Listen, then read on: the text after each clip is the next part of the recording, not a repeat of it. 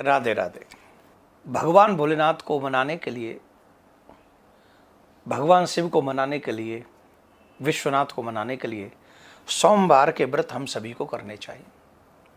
सोमवार के व्रत की कुछ विशेष वस्तुएं हैं जिनके बिना नारद पुराण के अनुसार भगवान श्री शिव को कैसे मनाना चाहिए, ये नारद पुराण में भी उल्लेख है। सोमवार का व्रत कैसा करना चाहिए, यह अनेक पुराणों में, नारद पुराण में भी उल्लेख है।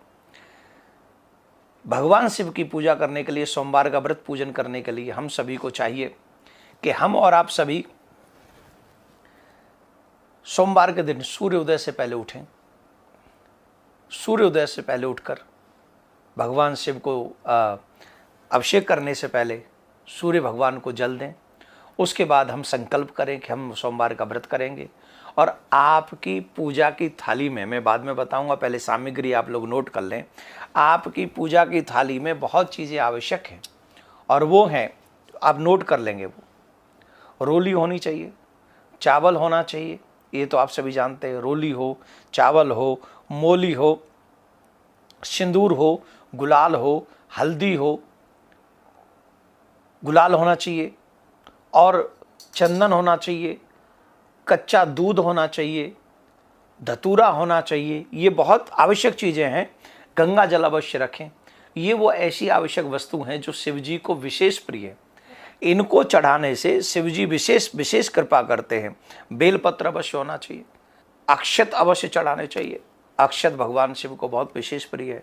और एक और बात ध्यान रखें, दूध से बनी हुई कोई मिठाई सोमवार के व्रत में शिव जी के ऊपर अवश्य हमको उनको भोग लगाना चाहिए। भांग इत्यादि भी तो आप सब समझते ही। मैं आपको बताता हूँ, सोमवार का व्रत किन लोगों को करना चाहिए। जिन बच्चों को पढ़ाई में मन नहीं लगता हो, उनको सोमवार का व्रत करना चाहिए। जिन लोगों की शादी में देरी हो रही हो, उन लोगों को सोमवार का व्रत करना चाहिए। जिनके घर में क्लेश होता हो, उन लोगों को सोमवार का व्रत करना चाहिए। जिनके काम में बहुत विघ्न आती हो, उन्हें कम से कम 16 सोमवार के व्रत करने चाहिए। काम नहीं चल रहा है, घर में क्लेश है, ऐसे लोगों को विशेषतः सोमवार का व्रत करना चाहिए। ऐसे लोग जो सोमवार का व्रत करते हैं, भगवान शिव उनके ऊपर बहुत जल्दी कृपा करते हैं। मैं आपकी जानकारी के लिए बता दूं, माँ सती ने श्रावण मास में ही, माँ सती ने श्रावण मास के सोमवारों की व्रत किए थे, जिसके कारण माँ सती को भगवान भोलेनाथ पति के रूप में प्राप्त हुए। तो हम सभी को चाहिए कि हम सभी माँ सती के पद चिन्हों पर चल भगवान शिव के सोमवार के व्रतों की पूजा करें, पार्थिव शिवलिंगों का निर्माण करें। एक वैश्य थे, बड़े धार्मिक प्रवृत्ति के थे, पति पत्नी थे, बड़े धार्मिक प्रवृत्ति के थे दोनों। महादेव के सच्चे उपासक थे। महादेव की पूजा, नित्य पूजा वंदन किया करते थे। हमेशा अहरनिश महादेव की सेवा में रत रहते थे। अपना कार्य भी देखते थे पर स्वधर्म पर चलते थे। उनके घर में एक तकलीफ थी। उनके घर में बालक नहीं था। बाकी का सब था, अच्छा मकान था, काम अच्छा था, व्यवहार अच्छा था, स्वभाव अच्छा था, सब कुछ बहुत अच्छा था, पर पुत्र नहीं था। तो एक दिन सेठानी जी रो पड़ी अपने पति के आगे, वैसे महादेव ने हम सबको सब कुछ दिया है, पर हमारे बाद हमारी पीढ़ी को कोई जल देने वाला नहीं होगा। कोई एक बालक होता तो कम से कम हमारे जाने के बाद हमारे पितरों को जल मिलता रहता। प्रत्येक स्त्री विवाह के बाद अपने आप को संपूर्ण तब समझती है जब उसका मातृत्व जागृत होता है। और मातृत्व जागृत होता है संतान उत्पन्न होने के बाद। हमारे शास्त्रों में अगर आप देखें तो विवाह का मतलब सिर्फ इतना ही है कि विवाह इसलिए हो कि संतान हो जाए, जिससे आगे वंश चले। इसके ज़्यादा शौक मौज और पिकनिक स्पॉट के लिए विवाह नहीं है कि घूमने फिरने अटरम से। ये ठीक है, इट्स ओके, जो तुम चाहते हो you can do it, but विवाह होता ही है एक संतान हो जिससे सृष्टि आगे बढ़े, तुम्हारा वंश आगे बढ़े, सिर्फ इतना सा उद्देश्य है। तो सेठानी रो रही थी, तो एक दिन कहा कैसे करें, महादेव से प्रार्थना करनी चाहिए। तो महादेव के मंदिर में अभिषेक करते करते सोमवार का व्रत रखते थे दोनों। दोनों सोमवार का व्रत रखते थे। तो महादेव से प्रार्थना करी, और जब महादेव से प्रार्थना करी तो महादेव प्रकट हुए, और महादेव ने कहा कि तुमको पुत्र होगा, लेकिन बात एक ही है, 12 साल की आयु होगी उसकी, बस मात्र 12 साल। अब न तो सेठ जी खुश रह सके और न दुखी हो सके। कहीं कहीं ऐसा भी आता है कि महादेव नहीं आए, स्वप्न में सेठ जी से महादेव ने कहा कि तुमको पुत्र होगा, लेकिन 12 वर्ष का ही होगा, बस 12 वर्ष तक ही रहेगा। दोनों बात समझ के चलो, प्रकट भी हो गए या स्वप्न में आया। कल काल में स्वप्न भी तो साक्षात्कार ही माना गया। तो अब सेठ जी इस बात को किससे कहें? और सिर्फ सेठ जी को पता था, सेठानी को पता नहीं था। बब बेटा हुआ 9-10 महीने बाद बड़े खुश हुए सेठानी जी, बड़ी प्रसन्न, मोहल्ले में बड़ी रहल चौल हो गई। अरे वाह वाह वाह, इतने सालों बाद पुत्र हो गया, पुत्र हो गया। बड़ी खुशी थी, बड़े आनंद में थे, सब मगन हो रहे थे, सब खुशियां मना रहे थे। पर वही है वही जो राम रचि राखा, को करे तर्क बढ़ावै साखा। इतना ही था। होता क्या है, बोले जो राम स्वीकार करें, शिव जिसे स्वीकार करे, सिर्फ उतना ही होगा। तुम कितन तू कछु और विचार करे नर, तेरो विचार धर्यो ही रहेगा। चाहते क्या नहीं, हम लोग क्या नहीं चाहते, हम तो यही चाहते हैं कि हम यहाँ कथा कर रहे हो, बड़ा भयानक पंडाल हो, भयंकर बहुत विशाल विकराल पंडाल हो, और महाराज जहाँ तक दृष्टि जाए वहाँ तक लोग ही लोग बैठे हों। यही चाहते थे, है ना, ये आज भी चाहते हैं। पर भयो का बोले चुपचाप बैठो शांति सेवा धाम में, कैमरे लगाओ, लोगों को बैठे रहने दो घरों में, और जो जहाँ बैठे हैं वहीं बैठे बैठे सुने, बाकी का सियावर रामचंद्र की। हम तो चाहते हैं, हमारे चाहने में कहाँ कमी है, लेकिन हमारे चाहने न चाहने से कोई फर्क नहीं पड़ता। फर्क पड़ता है कि वो ईश्वर, वो शिव क्या चाहता है, वो गोविंद क्या चाहता है। आज बताओ किस काम के वो बड़े बड़े पावरफुल कंट्री, किस काम के हमारे प्रधानमंत्री, किस काम के हमारे राष्ट्रपति, किस काम की हमारी ये सेना, किस काम के हमारी ये सब, हम किस काम के, तुम किस काम के। जब ईश्वर ने चाह लिया, स्टॉप मीन्स स्टॉप। कह रहे हैं कि लगभग 3 लाख लोग मर गए, पर दिल पे हाथ रख के देखो कितने मरे होंगे। आंकड़ा घटाओ बढ़ाओ तुम्हारी मर्जी। हम तो कह रहे हैं 3 लाख भी मरे, क्या 3 भी दे सकते हो वापस? 3 लाख मान ले मर गए, तो 3 भी दे दोगे किसी को? और यही नहीं, हर जगह अमेरिका में बता दे 5 लाख के करीब लोग मर गए, वो एक नहीं दे सकते, और कहने को पावरफुल कंट्री है। तो हम पावरफुल हैं सिर्फ जिंदा रहने तक, लेकिन हमसे भी आगे किसी और की पावर चलती है। मानो या मत मानो, इट्स अप टू यू, तुम्हारे ऊपर डिपेंड है, तुम्हारे ऊपर। जो कुछ और विचार करे नर, तेरो विचार धर्यो ही रहे। तुम कुछ और सोचते हो, तुम्हारा विचार किसी योग्य नहीं, वो यहीं रह जाएगा। इसीलिए मैं ये नहीं कहता कि तुम कमाओ मत, मैं ये नहीं कहता कि तुम अपनी जिंदगी की कुछ जो खुद सोचते हो वो करो मत करो, लेकिन हारिए न हिम्मत विसारिए न हरि को नाम, जाई भी दे राखे शिवा वाही भी दे रही है। हिम्मत मत हारिए, किसी भी कठिन परिस्थिति में हिम्मत मत हारिए, चाहे परिस्थितियां जो हों, जैसी भी हों, अपनी हिम्मत मत हारो। और चाहे जीवन में सब कोई हमें छोड़ के चला जाए, उस कठिन परिस्थिति में भी भगवान का नाम मत भूलो, क्योंकि तुम्हारी सबसे बड़ी दौलत भगवान का। भगवान जब चाहे बदल सकता है, कठिन परिस्थिति को भी बदल सकता है एक क्षण। इसीलिए बैठे हैं हम यहां पर शिव कथा करने के लिए, रुद्र यज्ञ करने के लिए इसीलिए बैठे हैं, जिससे आपके घर सुरक्षित। हम प्रार्थना करेंगे दिल से। मेरे चेहरे पे देखिए बनावटी भाव नहीं है, मैं आपकी सुरक्षा दिल से चाहता हूं, आपके परिवार की सुरक्षा, आपके बच्चों की सुरक्षा, अपने देश की सुरक्षा, विश्व की मानव जाति की सुरक्षा दिल से चाहता हूं, इसलिए बैठा हूं यहां पर। और इसलिए आपसे बार बार कह रहा हूं, ओम नमः शिवाय इस मंत्र का जाप खुद करो और अपने बच्चों से करवाओ, ये आपके काम आने वाला है, ये आपके काम आने वाला है। तो मेरे प्यारे, पुत्र हुआ, बधाइयां बांटी गईं, बड़ा व्यवहार हुआ, धीरे धीरे बालक बड़ा होने लगा। और जब धीरे धीरे बालक बड़ा होने लगा तो 11 साल पूरे हो गए। सेठ जी का एक काम बहुत अच्छा था, सेठ जी शिव जी के मंदिर जाना नहीं छोड़ा, सेठ जी ने सोमवार का व्रत करना नहीं छोड़ा। नहीं तो कई लोग कहते हमारी तो कल जो इच्छा थी पूरी हो गई, अब तो व्रत का क्या करना है। नहीं, हर दिन शिव जी के मंदिर जाते, हर दिन। जब 11वां साल पूरा हुआ और 12वां साल लगने वाला था तो उसने अपने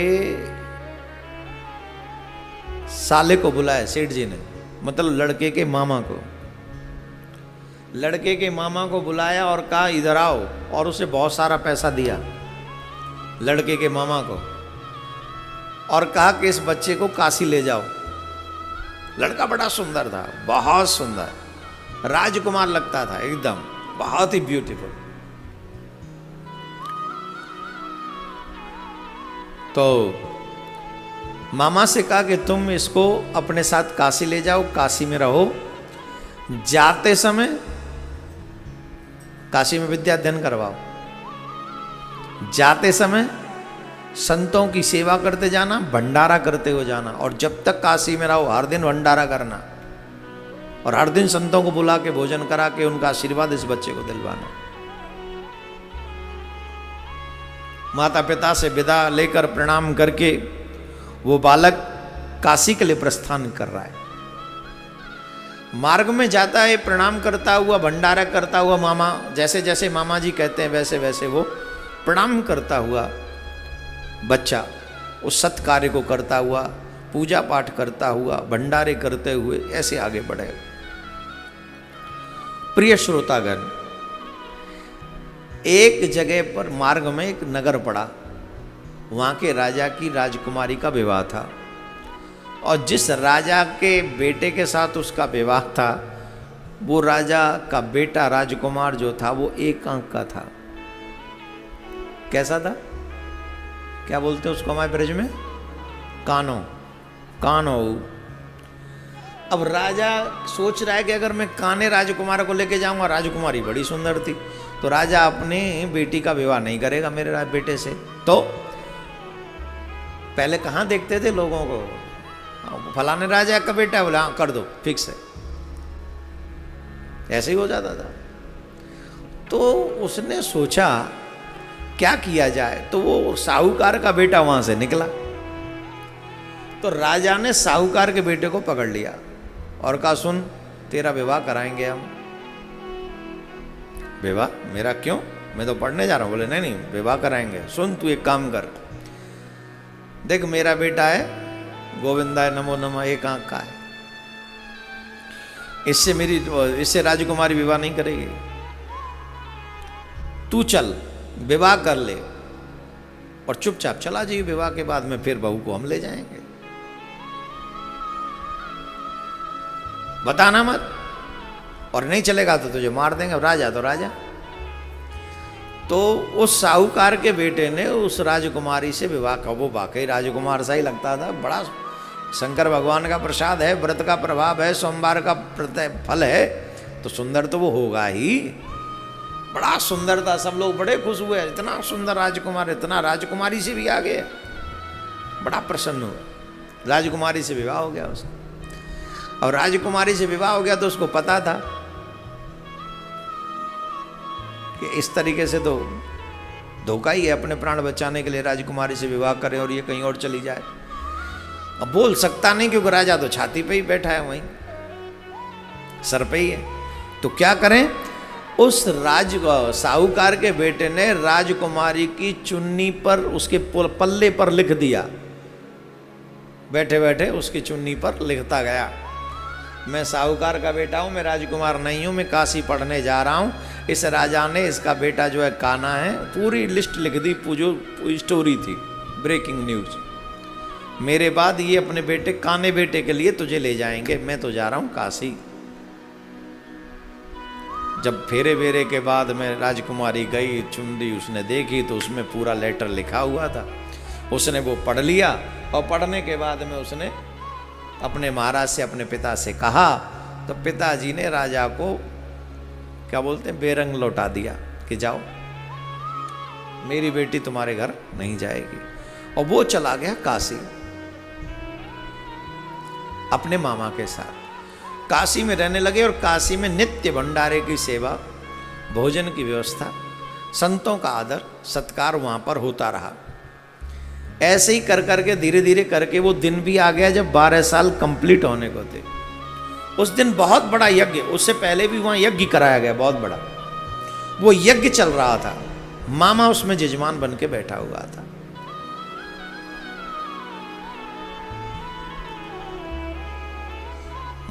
जैसे ही वो 12वां साल पूरा हुआ, बेटा यज्ञ में से निकल के आया और मामा से कह के आया कि मेरी तबीयत थोड़ी सी खराब हो रही है, मैं जाके थोड़ा विश्राम करता हूं, आप यज्ञ संपन्न करा। और ठीक, जहां पर वो रुके हुए थे वहां आकर वो लेट गया। अब लेटना क्या था, वो दिन पूरा था। गोविंदाय नमो नमः। मामा ने देखा भांजा आया नहीं, बहुत देर हो गई, तो वो भांजे को देखने के लिए वापस आए। और जब भांजे को देखने वापस आए तो भांजा तो था ही नहीं। अब मामा रोया नहीं, क्योंकि यज्ञ में बैठा है, यज्ञ का जजमान है, रोऊं कैसे? रोया ही नहीं।